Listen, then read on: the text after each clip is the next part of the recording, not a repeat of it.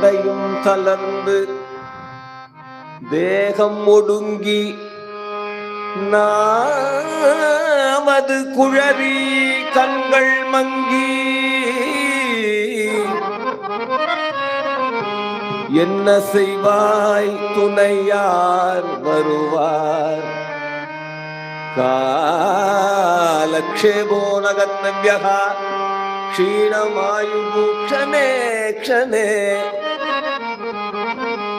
யமஸ்ய கருணா நாஸ்தி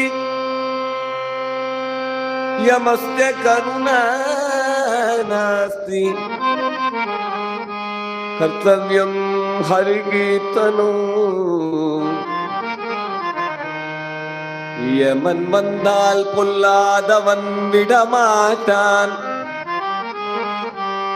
ராமபக்தன் என்று சொன்னால் தொடமாட்டான் ஆகவே கர்த்தவ்யம் நித்திய கர்மவது கர்த்தவ்யம் நித்திய கர்மவது நேரம் கிடைக்கும் போதெல்லாம் பிறர் சொல்லி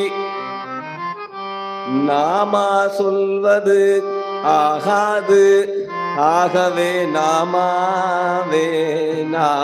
சொல்லுவோம் நாகம் வசாமி வைகுண்டே நயோகி ஹ்ரயேரவௌ மத்பக்தாக என்ற காயந்தி தத்ரதிஷ்டாமி நாரதः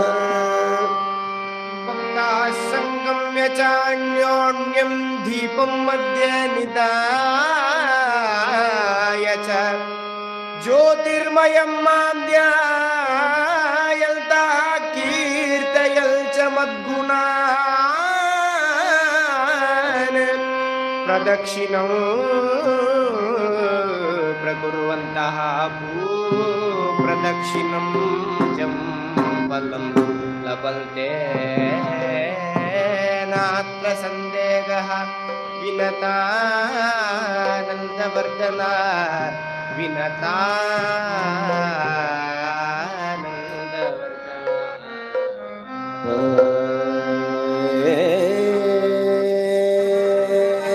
கருடனே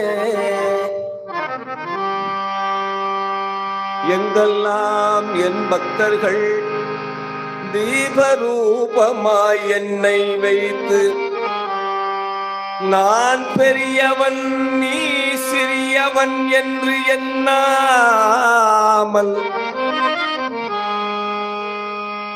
பக்தா சங்கம் யசா அந்யோன்யம் என்ற பாவத்தில் அந்யோன்ய பாவத்தில் பிரதக்ஷிணம் வருகிறார்களோ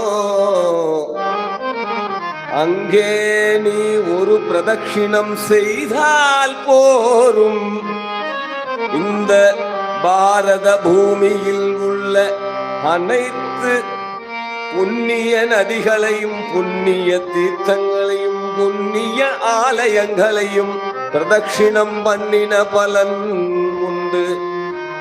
கருடனே இதில் எல்லளவும் சந்தேகம் வேண்டாம். நினதா ஆனந்தவர்தனா நாத்ர சந்தேகா.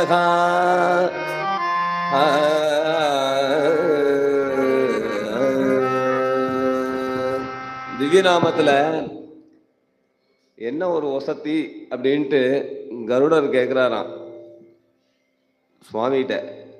சுவாமியே சொல்றாரு இதை, பக்தாச்சங்கம் யசான்யோன்யம் தீபம் மத்தியே நிதாயச்ச. நான் நல்லா பாடுறேன், இவாளா சுமாரா பாடுறா, நான் உசந்தவன் நீ தாண்டவன் இல்லாமல் ஒருத்தருக்குத்தர் அந்யோன்யமா இங்கே தீபத்தில் என்ன ஆவிர்வகிச்சு பிரதட்சணம் பண்ணிட்டு வராளே, அங்கே போ ஒரு பிரதட்சணம் பண்ணிட்டு வா. இன்னும் சொல்ல போனால் ஒரு பிரதட்சணம் பண்ணால் 100 அஸ்வமேத யாகம் பண்ண பலன் அப்படின்னு சொல்கிறார்.